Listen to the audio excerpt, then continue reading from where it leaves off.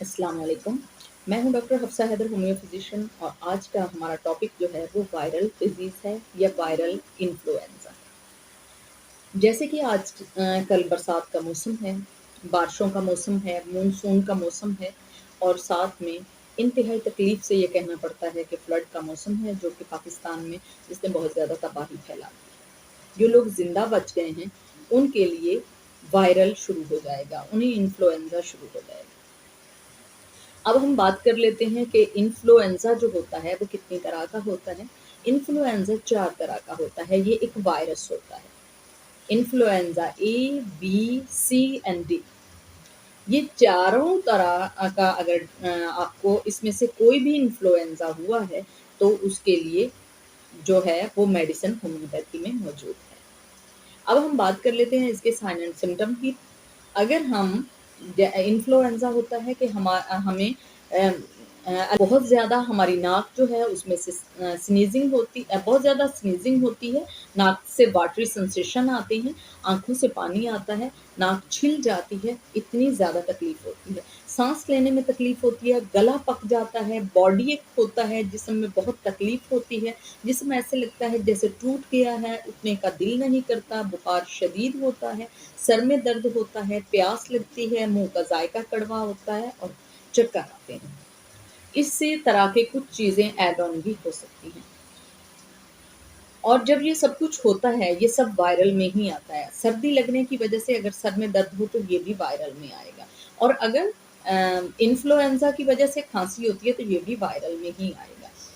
तो swine flu होता है तो ये भी वायरल में ही आता है, ये भी इन्फ्लुएंज़ा की एक किस्म H1 और H2 है, तो ये भी इन्फ्लुएंज़ा में ही आएगा। अगर आपके इर्द-गिर्द कुछ ऐसे लोग हैं जिनको वायरल हो चुका है, या जिन इलाकों में फ्लड आया है, अगर वहाँ पर इन्फ्लुएंज़ा फैल रहा है, तो उसके लिए होम्योपैथी में एक नोसोड है।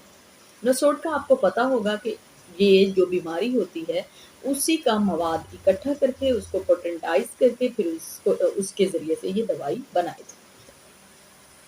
सो अब हम वो मेडिसिन जो है, उसके बारे में बात करेंगे।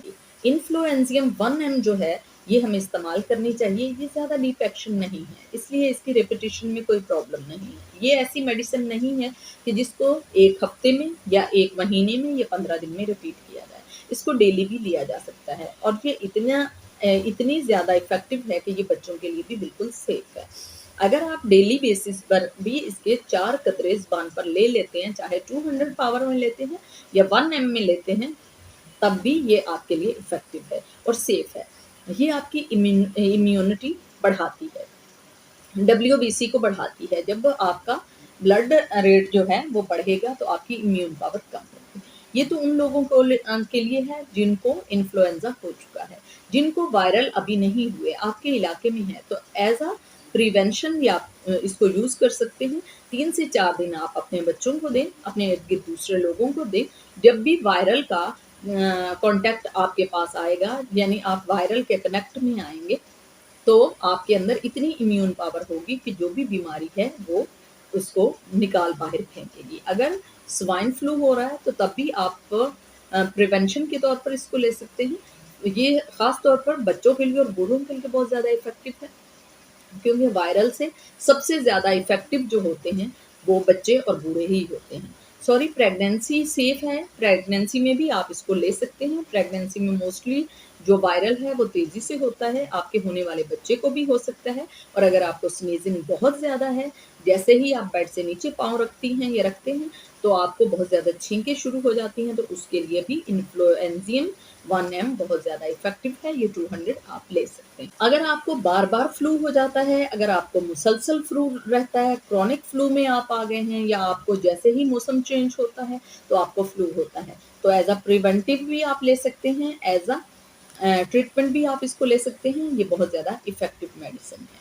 ये एलर्जिक राइनाइटिस के लिए बहुत ज़्यादा इफ़ेक्टिव है। जिन लोगों को पॉलिप्स होते हैं उनके लिए भी ये बहुत ज़्यादा इफ़ेक्टिव है, मगर साथ में थूजा लेना ना भूलिएगा, थूजा इसके लिए बहुत ज़्यादा इफ़ेक्टिव है। अगर आप थूजा नहीं लेते तो कल्केरिया कार्प या कल्केरिया फ्लोर जो है वो आप ले सकते हैं, ये आपके लिए बहुत ज़्यादा इफ़ेक्टिव है। तो ये था आज का हमारा टॉपिक। अगर आपको पसंद आया हो तो प्लीज़ आप इसको लाइक कीजिएगा, शेयर कीजिएगा और सब्सक्राइब कीजिएगा। ओके, अल्लाह।